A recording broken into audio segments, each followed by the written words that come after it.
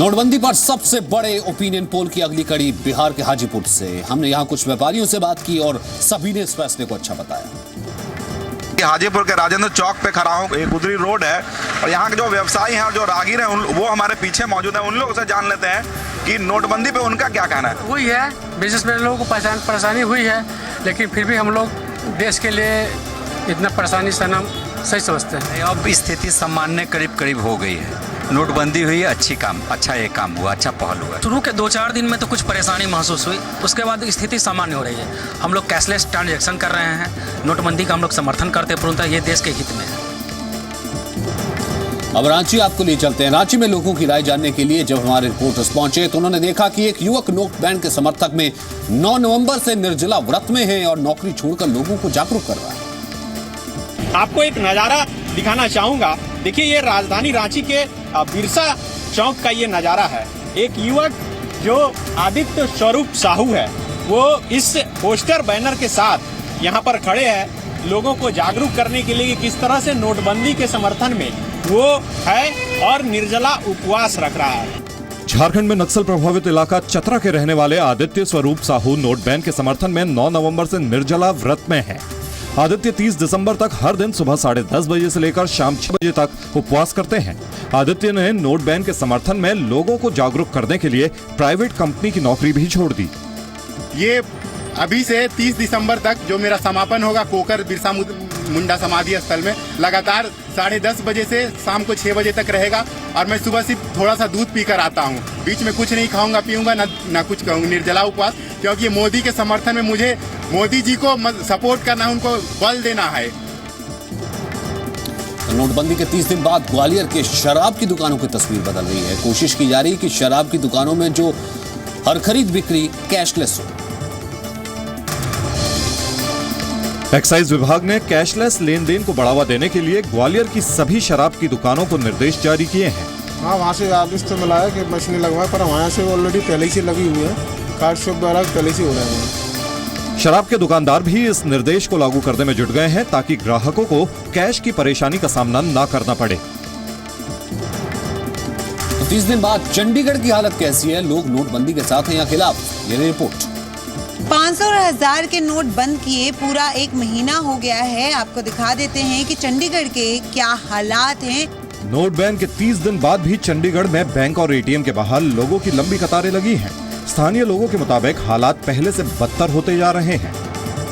जल्दी डिसीजन जो लिया है वो आम पब्लिक के लिए तो बड़ा खतरनाक है।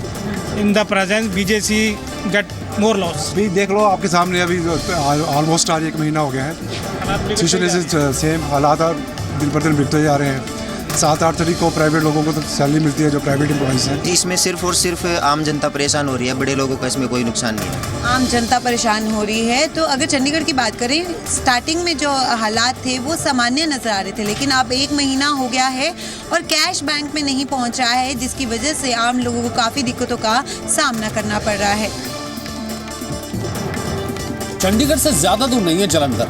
जालंधर में लोग क्या सोचते हैं नोट बैन से? 30 दिन बाद क्या है रिपोर्ट, ये देखिए। मोदी सरकार द्वारा नोटबंदी किए जाने के बाद आज 30 दिन बीत चुके हैं और आज हमने 30 दिन बाद ये रियलिटी चेक किया कि मोदी सरकार इस फैसले से पास है या फेल। पंजाब के जालंधर में आम लोगों से, दुकानदारों से, बुजुर्गों से, युवाओं से हमने ये जानने की कोशिश की कि आखिर नोटबंदी के 30 दिन बाद इस मुद्दे पर लोगों की क्या राय है। मानते हैं या गलत मानते हैं? मैं तो गलत मानता हूँ। गलत मानते हैं। तो मोदी सरकार के कितने पॉइंट है कि 100 में से कितने पॉइंट देंगे इस फैसले? पॉइंट के हिसाब से देखो तो मेरे हिसाब से तो कोई अच्छा फैसला नहीं है ये। पर इनकी तैयारी नहीं थी।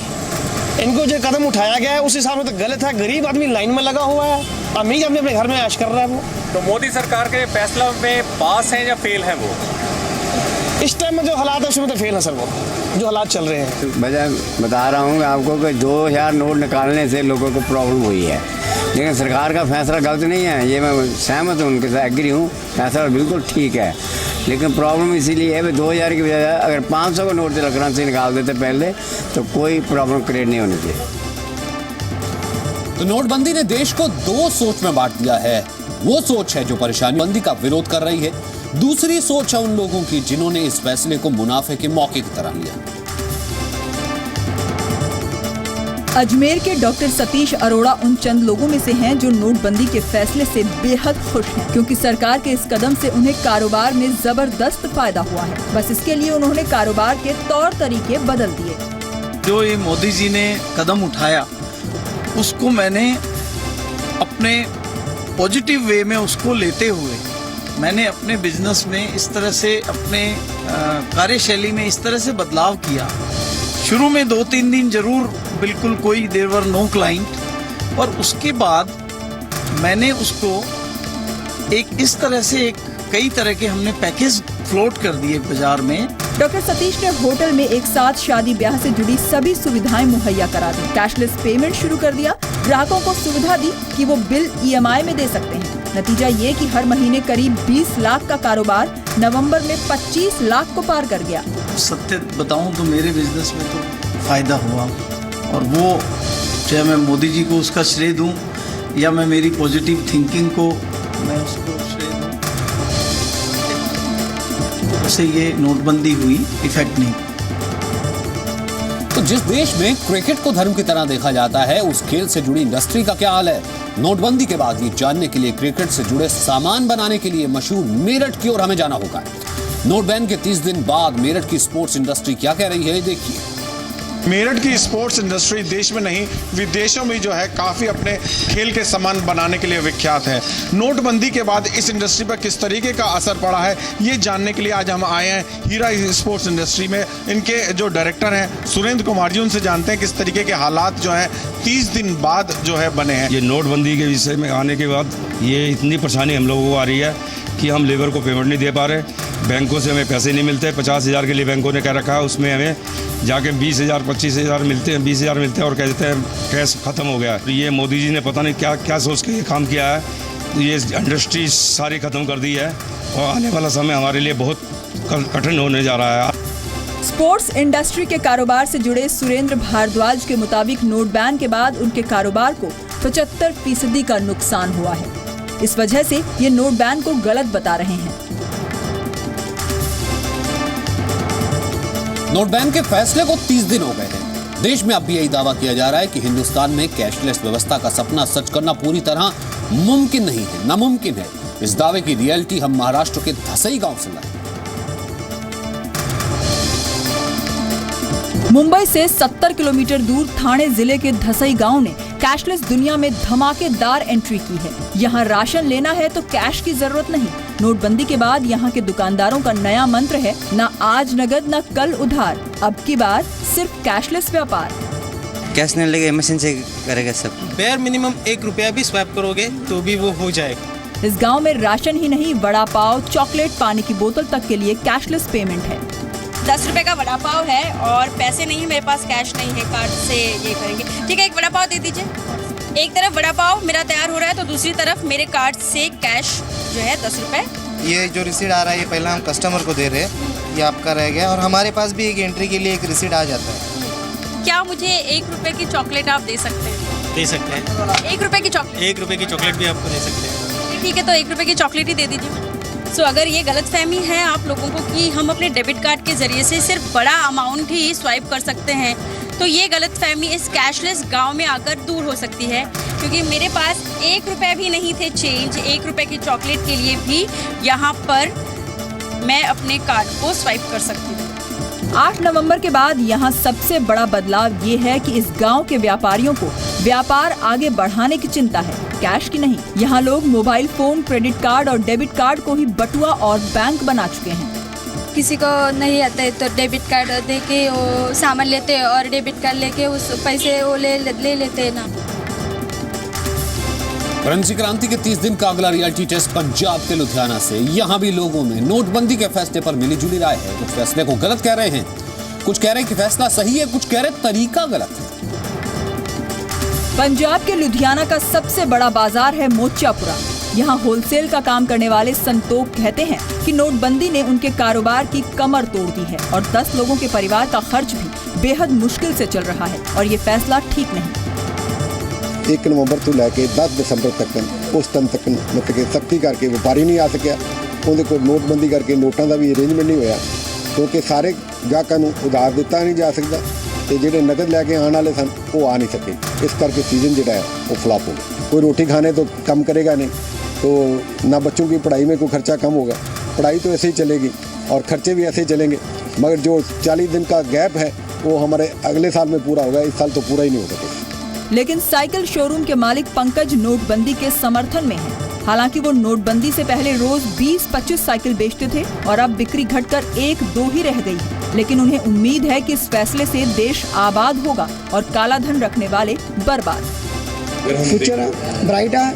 जो लोग 2 नंबर का धंधा करते हैं वो भी 1 नंबर में ही आ जाएंगे, क्योंकि 2 नंबर का कोई काम कर ही नहीं सकेगा।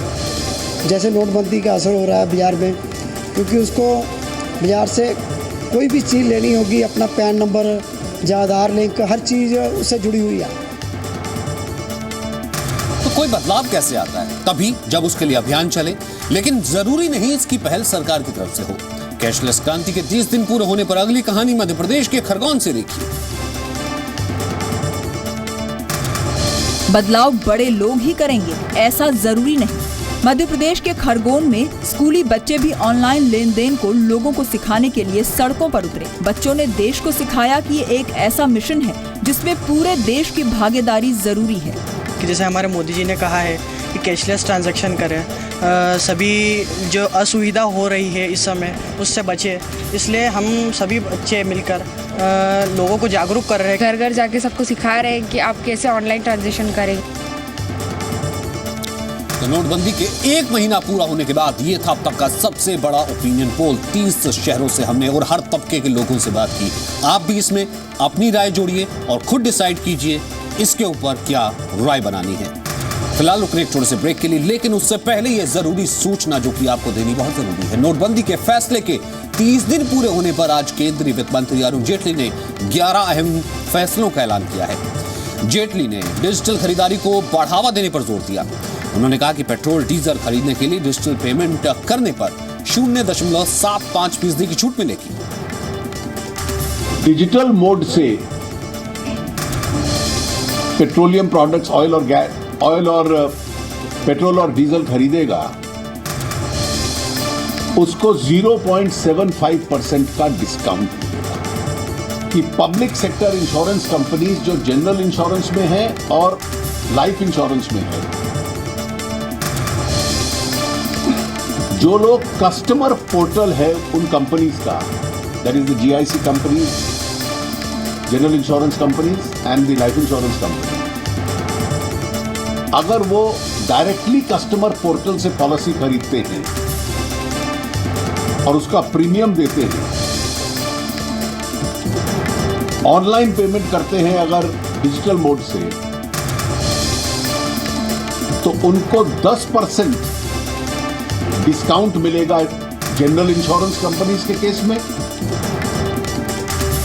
और 8% railways, catering, accommodation, retiring room, ये सब पेमेंट बेस्ड फैसिलिटीज हैं जो रेलवेज देता है। जो भी इन फैसिलिटीज के लिए डिजिटल मोड से पेमेंट करेगा उसको रेलवेज 5% का डिस्काउंट देगा। सफर करते हैं, ये अगला इंपॉर्टेंट निर्णय है, उनमें से 58% आज भी ऑनलाइन टिकट्स रेलवे की बुकिंग करते हैं। जो ऑनलाइन बुकिंग करेगा उसको टिकट के साथ साथ 10 लाख रुपए का एक्सीडेंट इंश्योरेंस क्लेम मिलेगा। 30 दिन थे, 30 शहर थे और ये मेरे पीछे जो आप देख रहे हैं 30 रिपोर्टर्स थे जो कि लोगों के बीच गए, एक एक से बात की और ये तमाम राय, ओपिनियन पोल, ये विचार आपके लिए लेकर के आए। लगातार हमारी ये मुहिम जारी रहेगी क्योंकि 50 दिन की बात कही गई है और ये तस्वीरें और ज्यादा तरीके से हम आपके सामने लाते रहेंगे।